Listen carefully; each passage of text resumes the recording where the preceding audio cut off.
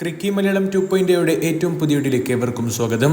KCLലെ ഇതുവരെ കഴിഞ്ഞതിൽ വെച്ച് ഏറ്റവും ആവേശം നിറഞ്ഞ ഒരു ത്രില്ലർ പോരാട്ടമായിരുന്നു കൊല്ലം സൈലേഴ്സും കൊച്ചി ബ്ലൂ ടൈഗേഴ്സും തമ്മിലുള്ള മത്സരത്തിൽ നടന്നിട്ടുണ്ടായിരുന്നത്. ആ ഒരു മത്സരം കാണാൻ വേണ്ടി ഏതാണ്ട് 11,000-ലധികം ആളുകൾ എത്തിയിട്ടുണ്ടായിരുന്നു എന്നുള്ളതാണ് കണക്കുകൾ സൂചിപ്പിക്കുന്നതും. അങ്ങനെയാണെങ്കിൽ അതൊരു വലിയ ജനക്കൂട്ടം തന്നെയായിരുന്നു.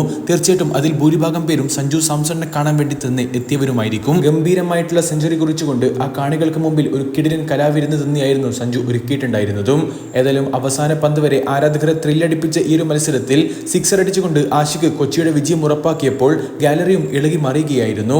തീർച്ചയായിട്ടും സഞ്ജു സാംസന്റെ സെഞ്ചുറിയും കൊച്ചിയുടെ അവിസ്മരണീയ ഈ ഒരു വിജയവും ഗ്രീൻഫീൽഡിലേക്ക് ഒഴുകിയെത്തിയ ആരാധകർക്ക് അക്ഷരാർത്ഥത്തിൽ സമ്മാനിച്ചത് ഒരു സൂപ്പർ സൺഡേ തന്നെയാണെന്ന് പറയേണ്ടി വരും. ഏതായാലും ഈ ഒരു മത്സരത്തിലെ player of the match award വാങ്ങിയതിനു ശേഷം സഞ്ജു സാംസൺ ഹീറോ ആയതിനു ശേഷം ചില കാര്യങ്ങൾ പറയുന്നുണ്ടായിരുന്നു. ആദ്യം തന്നെ സ്വന്തം നാട്ടുകാരുടെ മുമ്പിൽ തോറ്റുകൊടുക്കാൻ കുറച്ച് പാടാണെന്നുള്ള ആരാധകരെ ത്രസിപ്പിക്കുന്ന ഒരു ഡയലോഗുമായിട്ടാണ് സഞ്ജു തുടങ്ങിയിട്ടുണ്ടായിരുന്നത്. സ്വന്തം നാട്ടുകാരുടെ മുമ്പിൽ തോറ്റുകൊടുക്കാൻ കുറച്ച് പാടാണ്. പിന്നീട് കൊല്ലം സൈലേഴ്സിന് വേണ്ടി മികച്ച ബാറ്റിംഗ് പ്രകടനം നടത്തിയ വിഷ്ണു വിനോദിനെയും സച്ചിൻ ബേബിയെയും മറ്റു താരങ്ങളെയും ഒക്കെ സഞ്ജു സാംസൺ വാനോളം പ്രശംസിക്കുന്നുമുണ്ട്.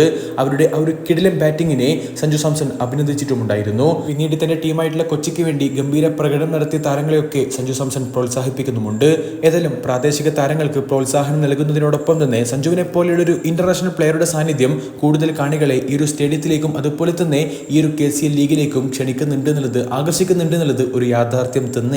മാത്രവുമല്ല അടുത്തൊരു 1 to 2 ഇയേഴ്സിനുള്ളിൽ ഈ ഒരു KCL ലീഗ് തീർച്ചയായിട്ടും ഒരു താരത്തിന് ഇന്റർനാഷണൽ ഡെബ്യൂ നടത്താൻ പോലും സാധ്യതയുണ്ടെന്ന് ആ ഒരു പ്രതീക്ഷ കൂടി സഞ്ജു സാംസൺ പങ്കുവച്ചിട്ടുണ്ടായിരുന്നു. അതെ, ഏതായാലും കാത്തിരുന്ന് കൂടുതൽ മത്സരങ്ങൾക്ക് വേണ്ടി നമുക്ക് കാത്തിരിക്കാം. അടുത്തൊരു വീഡിയോ ഭാഗത്ത് വീണ്ടും കാണാം. ചെറിയൊരു ഗുഡ് ബൈ.